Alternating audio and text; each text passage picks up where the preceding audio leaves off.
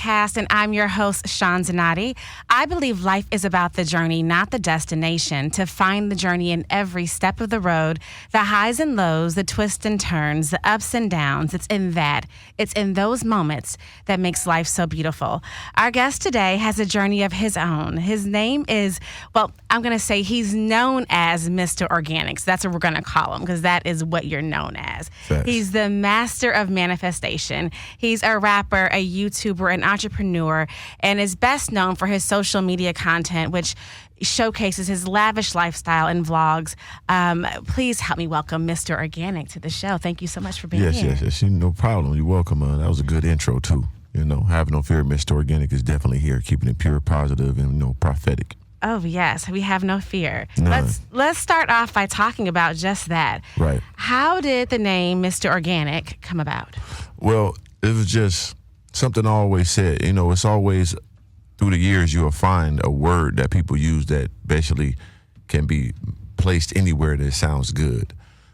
At the time, probably like 10, 15 years ago, was the word wavy that everybody was saying, wavy, I'm wavy, this wavy, this wavy. And it was a rapper named Max B that used it. And I like the word because I always go deeper than just what that word means, because I think of the world as 75, 80% water. So if you wavy, that means you controlling the world, you controlling your earth. If you watery, and it also, it rolls back to Bruce Lee saying, be like water. So I always liked that wavy saying, but I was like, I don't like saying nobody on stuff because I'm an original person. So I was like, what can I say that translates so deep to the root and to the seed of people, but it's still me? And I was like, organic, because I always was fresh. I always was positive. I always have growth. I always been a healthy person. And if you could put organic with anything, it sounds right. The world is organic. Anything that's real is organic. Everything that's original is organic. Anything that's fresh. So it compiles everything that I am. So I just kept saying the word organic all the time with whatever I was doing. Like, I'm feeling organic today. I like my outfit. It's organic. Oh, she fine. No, she organic. And then people just start calling me Mr. Organik, and I just ran with it and made it to my own name and brand. And I put the K instead of a C, because K, you kill people with your realness. You kill people with your hustle. You kill people with your originality. And you kill people with your creativity. So instead of a C, I put a K at the back so it really stand out. When you talk, you just like naturally, organically, not to be cliche, you just kind of flow. Right. Have you always been this way? I always been that way. Ever since a kid, I was just a charismatic, this aura energy person. Like, people come around me, they're just stuck. It's like a magnet. And I always been that way. So when I talk, it always had meaning. It always go deeper than what people ever think. Because they see me, they'll put me in a category of a rapper or athlete, in which I've done all those things to the top level. But really, my number one attribute is my brain, my creativity, and my understanding of life and purpose. I want to talk about the athlete part because, let's see, you're 6'6". Right. You started off your whole career in basketball. Right. Basketball has been your life. It is your life. It was your world. Right. Can you, and I know, unfortunately, or depending on, we understand the way the world works. Yeah, so depending on how you want to look at it, it was fortunate or fortunate, yeah, very fortunate. You had an injury and it shifted gears of outlook on life. Can you talk about that and then again the perspective of how you want to look at how that shifted the career path for you? Yeah, I will always say, I think, really, where I'm from, and when you're from the inner city, whatever. I'm from Southeast San Diego. Also grew up in Carmondale, Illinois, a small town in Illinois. And we had no options. Only people I knew that was being successful was street guys, and I admired them. Only people I knew that made it out was, athletes, so I admired them. So that's the things that I gravitated to, because that's all I saw around me on money-waking-wise, because I love nice things. I always wanted money, so that did draw me to that environment. So only thing I ever did was either sell drugs or play basketball. That's the two things I was doing as a kid and when I got to high school. So basketball actually saved me from the streets. Every time I didn't do good in basketball, I went to the streets. Every time I wanted to get out the streets, I go to basketball. Like, it just went hand in hand with me. So yeah, I became a premier athlete. I got tall at a spurt that was just was a blessing, because I was pretty short my whole life. So I could dribble real good. So I was a real good dribbler because I was short. Then all of a sudden, my junior to senior year, I grew 6 inches from 6 foot to 6'6". Wow. So what happened was, I was still the best dribbler, but I was taller than everybody. Right. And now I could jump higher than everybody. So It's like I was a real mutant, because there's nobody running as fast, dribbling as good, jumping as high at my size. Right. And I still was like a guard. So it was like it was insane. Like, I was so skilled that I could have left out of high school, but I was still a street guy too. So that time I'm playing basketball, I had a trap house, and I'm 15, 16, selling drugs all day, every day. So it was like, that's all I did. So basically what happened was I stopped really going to school. So then my coach and I didn't get along. And there's another perspective that people got to tap into, that I tapped into, that I knew that my coach was wrong. I didn't allow him to ruin my life, because people will do that. When the coach don't play you, they don't like me. Oh, the coach don't like me. He ain't playing me. They give up in life. They give up the excuses. They just drop everything and just, become a janitor or something. No, my coach didn't like me. Cool. He got a problem. Something wrong with him. I'm the one. So I generated my own way out of there. And I ended up going to the #1 junior college in the nation without even really going to school, because I wasn't doing what I was supposed to do in high school. So I couldn't go to a Division I big school.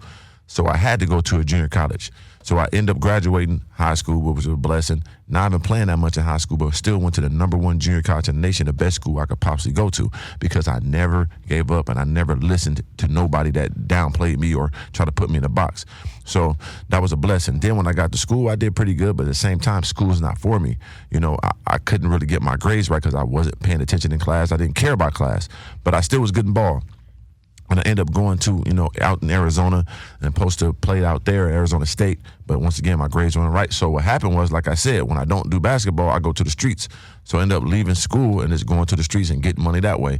And I did that for 2-3 years and did pretty good for myself, but it still was dangerous. I was doing something that I don't condone nobody doing, because, like I said, my first objective is to get the money. I'm not worried about whatever come with it. I'm with it. That's just life for me. If I sign up for it, give me everything that come with it, good, bad, or ugly. I'm not going, oh, this come with it. Well, yeah, it do. You can't just win all the time. Yeah. So I signed up for that and I had to deal with it. But by God's grace, he spoke to me one night, and it was like something I really supposed to do that was going to get bad, and end up, leaving that situation and going to Minnesota and being with somebody that played in the NBA. Once again, basketball saved me from the streets. And I end up playing basketball after 2 years of not playing, just being in the streets, and making it to the G League. It's like the minor league of the NBA. Yeah. Straight from the streets. Went in there, tried out, made the team. It's called the Sioux Falls Skyforce. You could Google it. Yeah. And it's in the minor league NBA. So end of the day, like I said, it was basketball in the streets. Basketball saved my life. When I got to the Sioux Falls Skyforce, like the first scrimmage game, I tore my MCL and my meniscus in both knees, and I had to just find another way. Went back to Minnesota, grinded up, and Wait, I want to stop you right there. Okay, when that happened, right. Okay, here you are. You did all of this, right. Kept working and working and working, and mentally knew, okay, I'm on my path. Right. I'm going to be an athlete. This Right. is my dream. Mm-hmm. First game, you're in the NBA, you're in the G League. Right. You have an injury. Your Yeah. very first game. Very first scrimmage game. First, what is your mindset like? Even at that before that, as I'm going through training camp, always, because once again, I grew 6 inches, so my plates was always a little off. I grew so fast, so I was tall, but I always had knee pain. So as I'm in the camp, every day we doing 2 a days, and my knees are swelling every day. They swell. I'm trying to put ice on them. They still swelling every day. I'm sitting in the bed like, man, I'm calling my homeboy like, hey, boy, I don't know if I could do this, man. My knees swole, man. This about to be a wrap. But he's like, man, it's all right, man. You meant to be there. So But you knew it. So, I knew it. Yeah. I knew it wasn't right, because there's no way I can handle this, because people are getting cut by the NBA. These are top tier individuals in the world getting cut from the NBA, coming down to the CBA, Right. playing against us, and they coming in a whole different speed. My knees hurt. I could barely get up in the morning, and I got to go against them, and I knew it wasn't working. So I fought through it, as I always did in my life, and I played in that game, and my knees was hurting, and it popped, pow, because they couldn't handle the pressure. And I just sat there in the hotel that night like, man, I know it's over. Now I know it's no more basketball for me. I'm already 26 years old. I was already older than probably everybody. I don't know if I ever made the team. It was just my mental capacity is so Right. strong. But yeah, so I'm like, man, it's a wrap this time. Like, my knees are swole. I don't know what I'm gonna do. And at this time, I left, Phoenix, or whatever I was at the time, doing my, street stuff. So I couldn't go back there because things went bad for my people out there. So I knew I wasn't going there. When I was in Minnesota, the person I knew out there, we wasn't that cool no more. So it's like I couldn't really go there. And I wasn't going home to my mom. I'm 26 years old. Like, I'm never going home to mom. So it's like, what I'm going to do? So they just gave me a ticket back to Minnesota, and I had to figure my way out when I got there. But I knew basketball was over for me, and I had to find another path. All right. So you're like, I have to find another path. Right. What's the mindset like what's the next step? How do you mentally stay sane? Right. Or did you go through depression? Right. What was the mental process like at that moment? The thing about me, like my little brother always said, I just got such a delusional mindset that I never see, like, it's over for like my life. Like maybe this situation is over. I accept that. But for life, I'm the guy. I've been the guy my whole life, so I'm not going to let that go for nothing.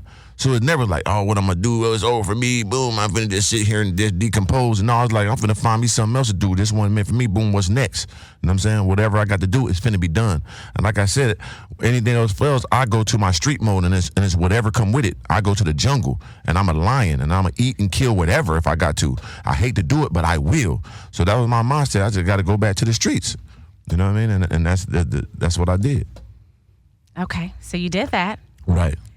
And then what happened? Well, I did that, and I basically just, not even like I had to really go to the streets. I just went to that mode and found a way. Like I got an apartment that a guy I knew out there. I wasn't messing with him no more, but it was an apartment of people he had in there. Yeah. So I just went in there like Nino Brown, kicked him out and took it. You know what I'm saying? I'm in here now. Like, I don't mess with this dude no more. Y'all getting out or else. You know what I'm saying? So that's when the street mode kicked back in, and they got up out of there, and I took that apartment over for 6 weeks, and I was just chilling. And I figured a way. All I did was just go out, because I always was a cool guy. Even with no money, I still looked like this. I had a perception about myself. So I'm just going out. Tell you the truth, what I really was doing, I was just going out getting women. I was just being like a gigolo type, you know what I mean? They want to be around me, in my circumference, they got to maintain me. So I really was just going out, being fly, going to clubs and just getting girls, and they was making sure I was good. And that's what I did for like 5-6 months. And then I figured my way out, because I had a program in my brain to do stuff for kids. Because like I said, basketball, it's going to be some street stuff for basketball.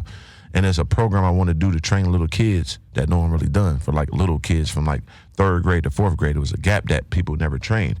And one of my friends had a basketball academy, and I told him the idea. He was like, man, that's cool. You can try it out. So I went to that basketball academy, started with like two kids, and then grew it to like 100 kids. And I ran that program and started doing basketball training from 10 years after that. And that's when I found my transition back to basketball.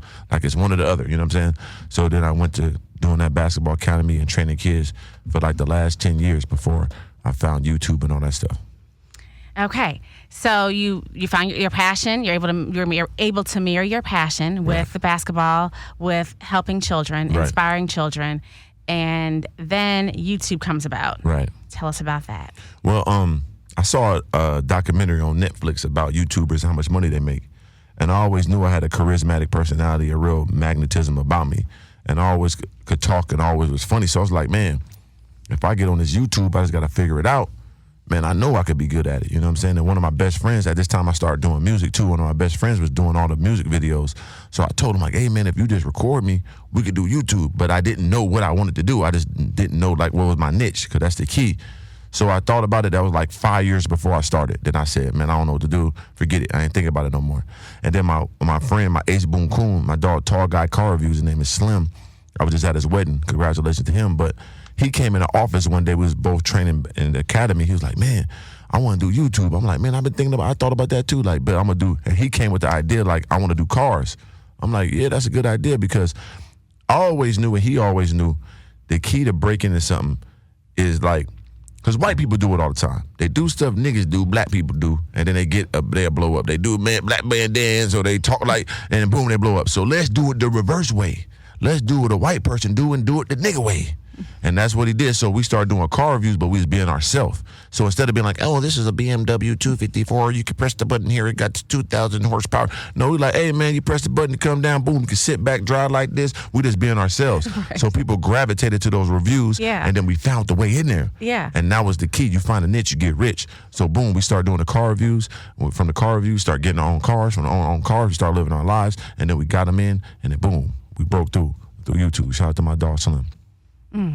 Let's talk about the breakthrough, because I mean, your everything you do goes viral, and your videos focus on your lavish lifestyle. Let's talk about your cars and your homes. Can you touch on that and your fleet, what that looks like? Right. So God is great. Once you have that, that power of believing in yourself and that will for all, never giving up, and whatever come with it, you can get anything in this world. Like, people don't understand the power of manifestation is truly you become a creator. So I say myself, I call one of my nicknames, 3 of them, the God. They're like, you're not God. I never call myself God. I said 3 of them, the God, because I'm a creator, and I created my own world, and I did it right before everybody's eyes, because I dreamt it, I believed it, and I went after it, and I achieved it. So people don't understand how powerful it is. So I feel that's my purpose, to show them that this is real. Like, look what go back 5 years ago and look now. That's all it took me 5 years to create this, you know what I'm saying, euphoria of greatness. But yeah, so anyway, yeah, we start doing that. Boom, we in Minnesota, by the way. So let's get understanding.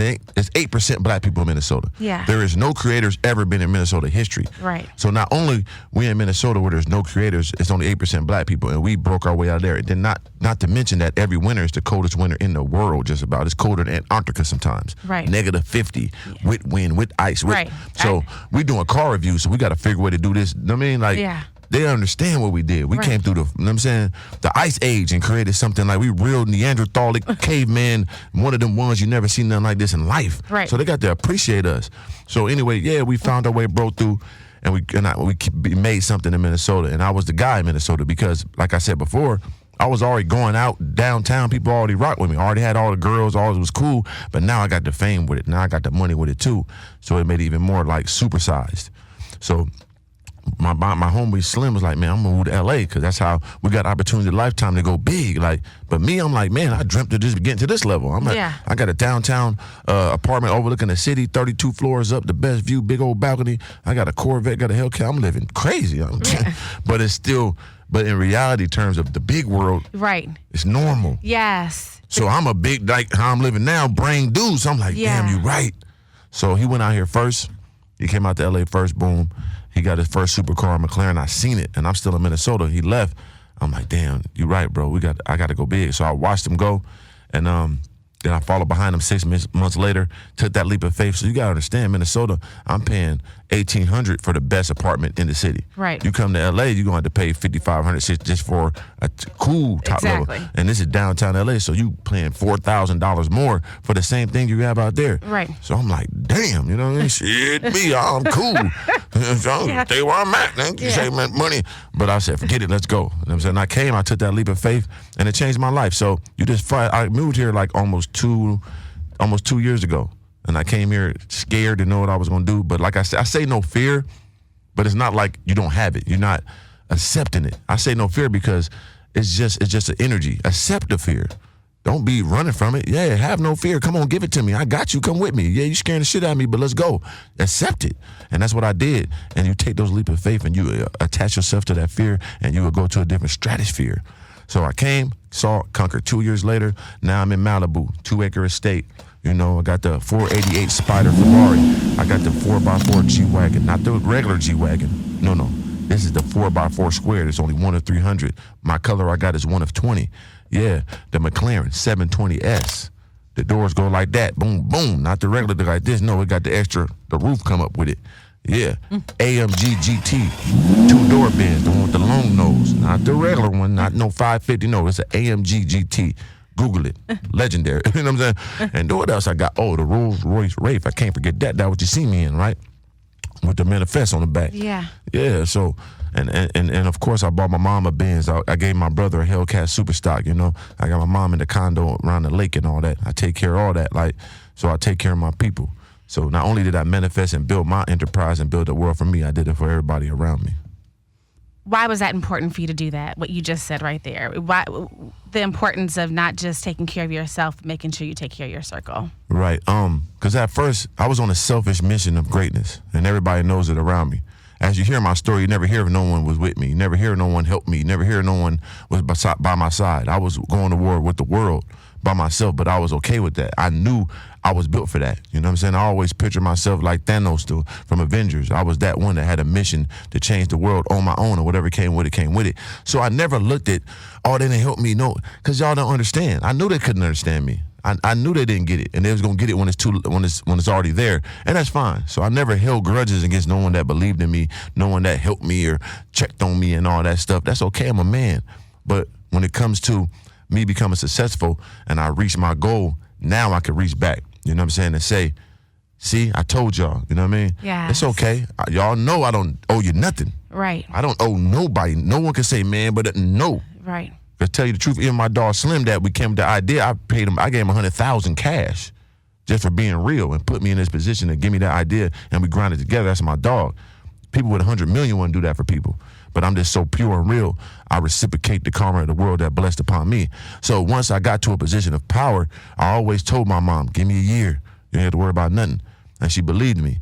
I told my brother, don't worry, man, I appreciate you for taking care of me in high school. Let me stay with you, because that's what I'm saying. In high school, we had a trap house at my brother's house. Yeah. But I moved out my mom's house because we was in the projects. I lived with my older brother, and we did what we had to do. Yeah. You know what I'm saying? And he allowed me to be who I was the whole time. So he didn't understand when I gave him that car. He didn't know where it came from. No, I don't forget nothing. You allowed me to be me in high school. Didn't give me no rules. I did what I want to. But I did it in my own way. I hustled, but I still was smart. I never did a drug in my life. Never smoked weed, nothing. I never drunk alcohol, nothing. Only thing I was addicted to was knowledge and money. And that may be a problem, but so what? That what I was on. So I may had that and nothing else. So I was right, and he was right for allowing me to do that. So I gave him that car for that. So yeah, it was very important to give back to my family so they could see it. Because where we come from, like I said, the people I looked up to, it was just a 1% chance people like the NBA or a drug dealer who only got a couple years before they up out of there. So I made a different lane. Now people can see that this is possible, to build a brand, being yourself. Everybody, if you ask a kid right now what they want to be when they grow up, they're going to say a YouTuber. They're going to say influencer or have their own brand. That's what people are on right now. So I'm a black person coming from the hood, coming from the street, that keeping it real, not a cookie cutter. I'm not acting like Chuck E. Cheese. I'm not acting like Goofy or nothing on my channel. I'm cussing. I'm talking real shit. You didn't see me fight people. You didn't see people try to rob me. I beat them up, take the gun from them. I'm a real serious guy, but I'm pure. I'm positive. But I ain't going to let nobody play with me. You know what I'm saying? So, yeah, so it's very important to feed my people and also show my people that you can do it. You could be real, come from the streets and all that, but still doing it in a positive manner and get back to your people and show them another way. It's so interesting you're saying what you're saying. I was just having a conversation with a friend yesterday about that. Like, people can only understand and only love and only give advice to their capacity of what they know for themselves. Right. So to your point, you're right. You can't hold, hold a grudge towards someone for not understanding, because they just don't know. They're not walking in your shoes. Right. Yeah, I could never, and I couldn't be like, man, you wouldn't with me. Man, I knew you couldn't understand this. Yeah. You know what I'm saying? My grandma told me I was different from birth. I'm left-handed. Everything about me is different. I always dress different, always talk different, always believe different. I knew it. So how I know I'm different and I expect you to understand me? That don't make sense. I'm smart enough to understand that. But now, don't doubt me. You better believe whatever I say and just watch me and get with it now while you got a chance, because it's going to be the unlimited buffet of billions going to come around here. I'm going to create so many opportunities for people. So don't look at me and be like, I don't know. You better get it now. It's on. But back then, they couldn't understand it, but now they got it. Let's talk about the circle, your circle now. So Right. Just as we're talking about that, the mindset and so forth, how small is your circle? What does your circle consist of? Who do you lean on? What's that look like for you? Yeah, my circle is minuscule. Like it's almost like a decimal, whatever. It's something smaller than decimal. I don't know, but it's like one of the little stars on the wall Yeah. right there. It's that little. Yeah. My dog Slim, my ace boom coon, that's who we bounce off each other. We like yin and yang, but it's like a mirror image in our brain and our hustle. And that's really who I bounce off. And then my other dog, Will Harris, he also do YouTube too. His channel is Anatomy of a Fighter. And I got a couple of outside guys, my guy Rod. That's one of my good guys. But it's really only 2-3 people I really rock with on earth like that. That's it. Always been that way. I don't, even when I was downtown going out doing it, I by myself. I never need 100 people with me. I never needed no 100 goons and have 100 girls around me and solidifying my greatness. No, I was a werewolf. I'm by myself. I don't need a pack of wolves. I'm like a saber-toothed tiger. I'm a different species. So I always move by myself because I know everybody can't move like me. But if someone is like me, I keep them around. And you see it's rare. It's only 2 or 3 people that I rock with that close in my entire life, and they still here, the same ones. Because you know that you're different, and Right. you're saying that you're different. What does different look like for you? What does the day-to-day of different, quote unquote, look like for you? Yeah, see, the difference is I just say, like I say different, but I really just mean that I'm organic. Like, Yeah. I'm just who I am, and I ain't even going on my way to be different. I was born this way, Right. from the seed. You know what I'm saying? Like I say, I'm from the seed. Like, a lot of people say they're from the mud. I use the mud to grow. Like, that was fertilizer for me. I use other people's shit to grow off that. And Yeah. I seen that because a wise man learned from others' mistakes. Yeah. You know what I'm saying? But I'm going to take mine too, though. but I'm gonna learn more from yours. So give me that. You know what I'm saying? But yeah, day and night for me is just a lot of brainstorming. Like that's why I call myself and my people, we gargoyles, because gargoyles come in life at night. You know, they made out of stone, but they got wings, so they fly. Like I'm a fly person, but anybody play with me, they might not make it to see tomorrow, because I'm not gonna allow that to happen. I take care of too many people, got too many responsibilities, so I'm not to be played with in no shape, form, or fashion. But I'm chilling, you know what I mean? But I will come to life if I got to. So I'm up all night. I'm thinking. I always an insomniac. I couldn't sleep. My brain moved too fast. I'm always thinking new products, new deals, new partnerships, new apps. I'm just always on to the new thing. So that's why, you know, I call my people, we gargoyle gang. Gang stands for going after new goals. We turn a negative into a positive, because we feed off positive energy. So yeah, I'm just always grinding in my brain and coming up with new stuff. Now when I wake up, it's time to go. You know, I gotta, you know, get my vlog out. I gotta go over my merchandise orders. Gotta get those shipped. I gotta, you know, check on my schedule for the week. I got podcasts to do. I got, you know, I got a whole bunch. I got to pay all these bills. You know what I'm saying? All this money come with a lot of bills, baby. So yeah, I got to make sure that's in order. You know, it's just on. It's just on. That's how I put it like that. When I'm up, it's on at all times. That was great. I was getting ready to ask you what's your day-to-day like, and specifically, you just gave it to me. Oh yeah, got to do it. What was it like for you mentally shifting from, you know, then athlete to YouTuber, and then also what you just mentioning, entrepreneur, wearing all these multiple hats? Yeah, from athlete to entrepreneur, it was like a seamless transaction, because it's the same repetition. I'm saying I was a person of repetition. I go to the gym. Like now, health is wealth for me. So I take care of my body in the most, you know what I'm saying, dramatic form. I'm 39 years old. You can't tell it with my shirt off. You look at my skin. I ain't playing. So it's like I always knew that's very important and potent to me. So I was an athlete. I just transitioned that work ethic. That same thing when I was a kid and the coach didn't believe in me. I believed in myself. I'm not needing you to believe in me. Who are you? You just a high school coach, bro. You ain't what you got, man. That's nothing to me. So no way you can cap me off at something when you ain't got possible. You ain't made it possible for yourself for no freedom. You still working here, so you can never give me no understanding about me. So I always had a strong mindset. So I use that same athletic brain and hustle and motivation and discipline to become an entrepreneur. And I was just a person that had multiple intangibles on being an athlete. So I could dribble, I could shoot, I could play defense, I could shoot free throws, I could shoot threes. So I use that same thing to be an entrepreneur, because a millionaire has 7 different streams of income. So I use all those attributes, brought it over to being an entrepreneur. So not just being a YouTuber, not just being a rapper, not just being an author, not just having products, not just having a podcast. I wanted everything. So I just branched it out. Same attributes I use in sports, I use that in my business acumen.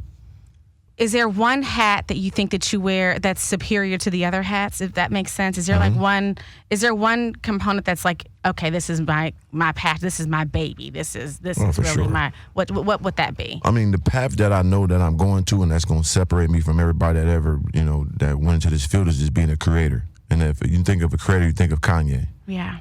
That's what I am. I'm just like basically a hood version of Kanye. He's a creator. And what and like Master P, like them guys, like them the guys that I hone, like, okay, I'm like that creator, because that means I got access to everything and have equity everything. If I'm a creator, I'm an owner. If I own everything, I get all the money, like a percentage of whatever I do and create. That's the key to wealth. Because I looked at the Master P mantra from music. He owned 90% of his catalog from the beginning. Most people didn't do that, so he had ownership. You see what I'm saying? So he made a lane for himself. Then I look at Kanye. He was $55 million in debt 6 years ago, right? Now he's worth $5-6 billion, because he made a transition from just being a worker to being a creator and owner. So once he left Nike and they was giving him little pennies for his shoe, that was the #1 shoe ever, he said, I need money off that. They said, no, cool. He went to Adidas, became the creator, became the owner. Now he's worth $5 billion. So everybody need to look at that. So that's what my main hat is, a creator. So you're going to see me doing collabs with big companies, and you're going to see the Mr. Organik boom, that BAM, like I created BAM, and have ownership of that. So my main hat is a creator. Let's talk about some of your creations. So your vlogs on YouTube, obviously everything you do and touch trends. What's the key to that? What would you say is the key to trending? Just being yourself, being original. Of course, you got to, you know, see something before it gets big too, and then, you know, either utilize it or make it a manipulation of it.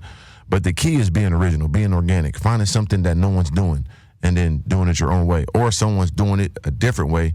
So you take that and put your own spin on it another way, and that's the key: being yourself and taking advantage of the opportunity and putting it out there, not being afraid to fail and not being afraid to fall. Take those leaps of faith. Take those risks. Risk takers rule the world. Everybody else work for them. Can you give 3 tips? 3 tips you can give to someone who may be watching or listening, who may have aspirations to be a YouTuber, may be afraid to just jump out there. What can they do to get started? And also, what kind of advice can you give to someone who already has a YouTube channel and is going and trying to build that audience? I mean, the 3 things I always used, and that got me to this position. You can hear it in my voice, my style, and my understanding is believe in yourself, never give up, and never give a fuck. That's the 3 things I always tell people, because that's going to transition to whatever else. Now, to be a YouTuber or be an entrepreneur, whatever it is, you got to take leaps of faith. You got to be consistent, and you have to never stop. That's the key. You got to be consistent. You got to take those leaps of faith, and you can never stop. That's the only way you're going to be successful. Like, I had so many people that was around me that did music, do this and that, and the majority of the time they weren't consistent. They're not putting stuff out enough, or they quit, or they slow down. Like Nip said, it's a marathon. You know what I'm saying? So that's the key, man. You put that in motion, you'll never stop. And plus, I wrote a book, How to Be a YouTuber and Entrepreneur. You go to Amazon, go ahead, put Mr. Organik in there as a pop-up. I wrote 2 books, and I made a coloring book for kids. Shout out to my dog, Dr. X. He also co-authored that with me. But yeah, I wrote a book on how to be a YouTuber and entrepreneur. That was #1 in this category. And also, Organic Seeds of Greatness, Financial Freedom, helping people how to build their credit, how to get loans, how to, use your insurance to get compounded interest. It's all type of different things that people need to know, and it's very important. Your credit is extremely important. So once I understood all that stuff, it took me to another level, from stock to crypto. I'm into all that stuff. YouTuber and all that stuff, consistency, taking leaps of faith, and then never stopping. Your books. You are an author. Right. You have several books. Mm-hmm. Can you touch on the writing process for you? What's that like for you? What do you do? What can one find inside of your books, and what makes your writing so unique? Yeah, like I said, most of my writing is straight through my brain. Like, I had a co-author, my dog, Dr. X, Dr. O. We just sit there and brainstorm. We chop it up, and he just line it all up for me. So all my thoughts go in there. He just put it in the writing form for me. I do the audible part for myself and all that too. So yeah, it's just straight from my mind, straight to the book. That's how I do my music too. I don't write nothing down. I just go in there, put the beat on, I go right to it. Bang, bang, bang. It's just really like a voice vlog. I ain't got time to be making up nothing. It's real, so let it go. And that same thing I do with my books. I just express my thoughts and put it in book form. He write it down, boom, we got it out. So I'm actually working on my next book, The Master of Manifestation. It's just like a real nigga secret type shit, you know what I mean? To crack them different codes to get us up out of there. Can you touch on that a bit? What is the Master of Manifestation in your opinion? Yeah, the Master of Manifestation is just what I am, because I just go back to when I was a kid, and everything I dreamt of and everything I used to write down, I have now. I could listen to songs 10 years ago and me explaining things I want, or where I'm going to go, what I'm going to have, what I'm going to do. And I got all that and then some. So I know it's real because I lived it and done it. So once you tap into that, it's like it's a purpose to give that back to the world, because you know how potent it is. So the Master of Manifestation is just, the different seeds I want to put in people to know everything is possible. Not only anything is possible, literally everything is possible. So that's my main thing to get to the people. Anything and everything is truly possible. And I'm going to voice that to them. So what's next for you?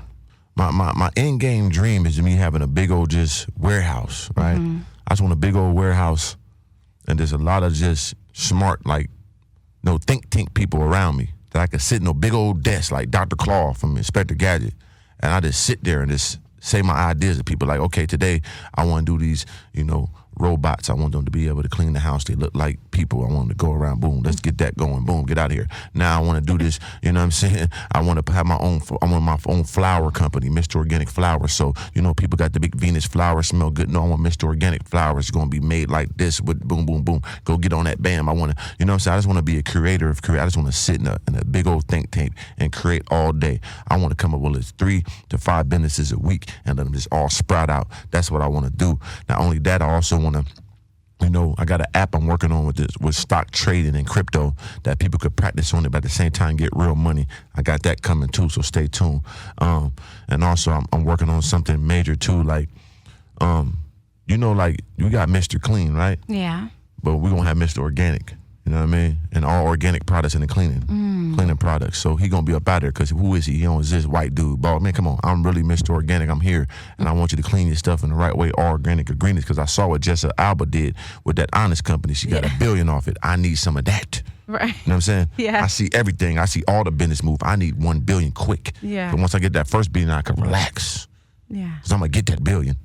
I've been had millions. Come on, man. I need them B's. Yeah. So I'm talking about, I look at the billionaires. Okay. Yeah, so Mr. Clean got to go. We're going Mr. Organic. All organic ingredients in the cleaning products. The God. Do you think it'll ever be a moment where you're, let's say, once that happens, do you think that there'll ever be a moment where you're not climbing for the next, aspiring for something different, where you really just like chilling, just relaxing? Nah, it's my purpose. You know what I'm saying? My purpose is a selfish mission to help others and grow things and make people get understanding. That's why I ain't got no kids. That's why I ain't got no woman. I just got me. I just got my grind. That's why I don't indulge in things that's why I never gambled. I never drunk alcohol. I never smoked weed. I never will. That is not me. My purpose is to be focused. My purpose is to grind and build and spread these seeds to the people. That's what God put me here for. I'm a vessel for that, and the world will understand it if they like it or not.